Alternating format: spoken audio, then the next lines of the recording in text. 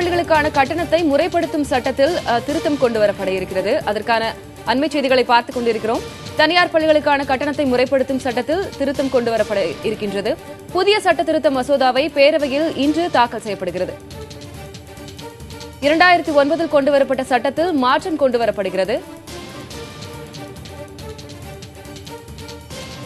இதுகுறித்து விரிவான தகவல்களை நமது செய்தியாளர் அபிநயாவிடம் கேட்கலாம்.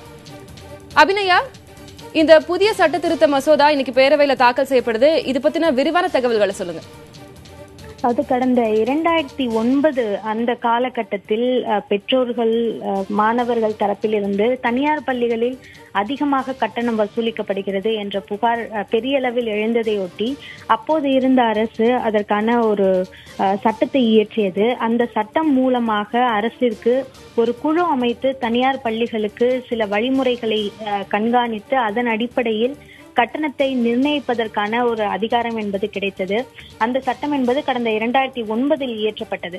அந்த சட்டத்தின் அடிப்படையில் ஓய்வு பெற்ற நீதியரசர் கோவிந்தராஜன் தலைமையில் முதலில் கட்டண நிர்ணய குழு தமிழகத்தில் அமைக்கப்பட்டது.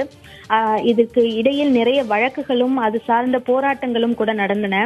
அந்த வழக்குகளின் தொடர்ச்சியாகத்தான் கோவிந்தராஜன் தலைமையில் அந்த கட்டண நிர்ணய குழு என்பது அமைக்கப்பட்டது.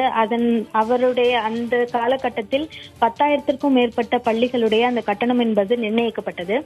ஏற்கனவே இருக்கக்கூடிய அந்த சட்டத்தில் சொல்லப்படக்கூடிய விஷயங்கள் என்னவென்றால், ஒரு பள்ளி அமைந்திருக்கக்கூடிய அந்த இடம், அதாவது ஒரு கிராமத்தில் அமைந்திருக்கிறதா அல்லது நகரத்தில் அமைந்திருக்கிறதா, இது போன்ற விஷயங்கள் எல்லாம் ஆராயப்படும். அது மட்டுமல்லாமல் பள்ளிகளில் எது போன்ற வசதிகள் மாணவர்களுக்கு அமைத்து தரப்படுகின்றன, எவ்வளவு மாணவர்கள் அதில் பயில்கிறார்கள், இந்த விஷயங்களை எல்லாம் கருத்தில் கொண்டு அந்த ஒவ்வொரு பள்ளிக்குமான கட்டணம் என்பது நிர்ணயிக்கப்படும் என்ற ஒரு விதிகள் தான் அந்த 2009 சட்டத்தில் உள்ளது. அந்த சட்டத்தில் தான் தற்போது மாற்றம் கொண்டு வரப்பட இருக்கிறது. மேலும் அந்த குழு ஓய்வு பெற்ற நீதியரசர் கோவிந்தராஜன் தலைமையிலான குழுவிற்கு பிறகு ரகுராஜ பாண்டியன் தலைமையில் குழு அமைக்கப்பட்டது. அதற்கு பிறகு சிங்காரவேலு ஓய்வு பெற்ற நீதியரசர் சிங்காரவேலு தலைமையிலும் கட்டண நிர்ணய குழு அமைக்கப்பட்டிருந்தது.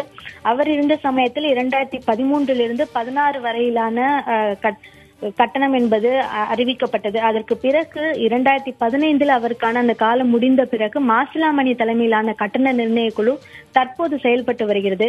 எனவே இந்த குழு அமைப்பதில் மாற்றம் கொண்டு வருவது, அதில் மாற்றம் இருக்குமா அல்லது பள்ளிகளுடைய அந்த வழிமுறைகள் விதிகள் கட்டணத்தை நிர்ணயிப்பதற்கான அந்த விதிகளில் மாற்றம் கொண்டு வரப்பட இருக்கிறதா, இது போன்ற தகவல் எல்லாம் அந்த மசோதா தாக்கல் செய்த பிறகு நமக்கு தெரிய வரும். திலகவதி.